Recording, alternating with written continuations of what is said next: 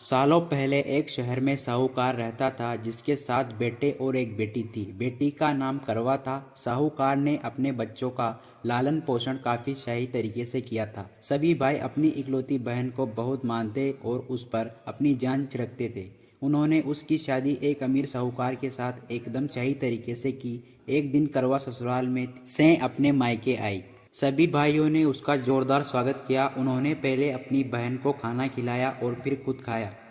इसके बाद सभी एक साथ बैठकर बचपन की यादें साझा करने लगे। इसी तरह कुछ दिन बीतते चले गए। एक दिन शाम को जब करवा के 7 भाइयों अपने काम से घर लौटे तो उन्होंने देखा कि उनकी बहन काफ़ी उदास होकर बाहर बैठी थी। अपनी बहन करवा को उदास देखकर सभी भाई चिंतित हो गए तो वो तुरंत उसके पास गए और उदासी का कारण पूछने लगे। इस पर करवा ने बताया कि उसने अपने पति के लिए करवा चौथ का उपवास रखा है और चांद के इंतजार में सुबह से ही भूखी प्यासी है।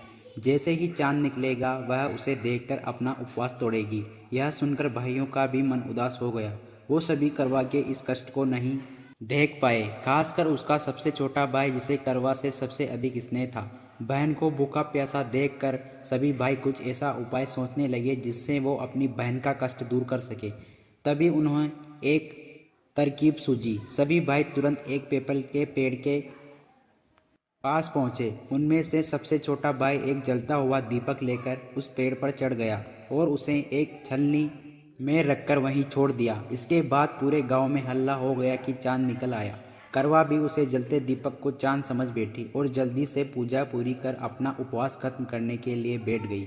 जैसे ही उसने खाने का पहला निवाला उठाया, उसकी नज़र भोजन में पड़े बाल पर पड़ी। उसने तुरंत उस निवाले को अपने प्लेट से निकाला और दूसरी तरफ रख दिया। इसके बाद उसने दूसरा निवाला अपने मुंह में डाला। तभी उसके दांत में एक कंकड़ आ फंसा। उसने झटपट कर उसे निवाले को भी प्लेट से हटा दिया। इसके बाद उसने तीसरा निवाला अपने मुंह में रखा कि तभी उसे एक बुरी खबर मिली। करवा को पता चला कि उसके पति की मृत्यु हो गई। यह सुनते ही करवा पूरी तरह से टूट गई और जोर जोर से रोने लगी। कुछ समय बीतने के बाद उसे अपने पति से मृत्यु की सच्चाई का पता चला। उसे जानकारी मिली कि उसके भाइयों के कारण उसने दीपक को चांद समझ लिया था और अपना उपवास खत्म किया था। इस वजह से देवता नाराज हो गए और उसके पति को मृत्यु दंड की सजा सुनाई। सच्चाई का पता चलने के बाद करवा ने अपने पति का अंतिम संस्कार नहीं करने का प्रण लिया। देखते ही देखते 1 साल बीत गए।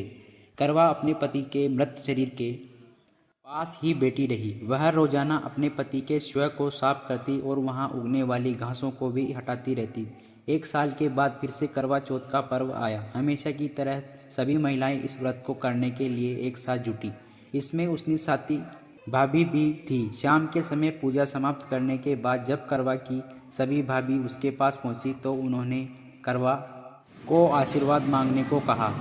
इस पर करवा ने सभी से एक एक करके अपने पति को जीवित करने का वरदान मांगा। करवा की यह मांग उसकी भाभी पूरी नहीं कर सकती थी। उन्होंने करवा को समझाया भी लेकिन वह नहीं मानी। फिर उसकी एक भाभी ने बताया कि उसके छोटे भाई की वजह से ही ऐसा हुआ है तो उसने छोटी भाभी से ही इसकी स्थिति को ठीक कर सकती है। यह सुनकर करवा अपनी छोटी भाभी के पास गई और उसके पैर पकड़कर अपने पति को जीवित करने का आशीर्वाद मांगने लगी। पहले तो उसकी छोटी भाभी ने बहुत टाला लेकिन अंत में उसकी छोटी भाभी ने अपनी तर्जनी उंगली को काटकर उसमें से अमृत की एक बूंद करवा के मृत पति के ऊपर डाल दी। जैसे ही अमृत की बूंद उसके ऊपर गिरी वह जिंदा हो गया और जय श्री गणेश के नारे लगने पड़े। इस घटना के बाद से ऐसी मान्यता है कि करवा चौथ का व्रत करने से गौरी शंकर खुश होते हैं और महिलाओं के सुहाग की रक्षा का वरदान देते हैं। इस कहानी से यह सीख मिलती है कि इंसान को हमेशा सच्ची भक्ति से पूजा पाठ करनी चाहिए।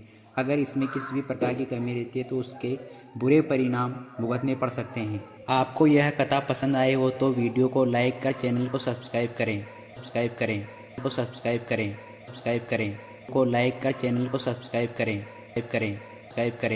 करें। घटना के बाद से ऐसी मान्यता है कि करवा चौथ का व्रत करने से गौरी शंकर खुश होते हैं और महिलाओं के सुहाग की रक्षा का वरदान देते हैं। इस कहानी से यह सीख मिलती है कि इंसान को हमेशा सच्ची भक्ति से पूजा पाठ करनी चाहिए। अगर इसमें किसी भी प्रकार की कमी रहती है तो उसके बुरे परिणाम भुगतने पड़ सकते हैं। आपको यह कथा पसंद आए हो तो वीडियो को लाइक कर चैनल को सब्सक्राइब करें कर चैनल को सब्सक्राइब करें।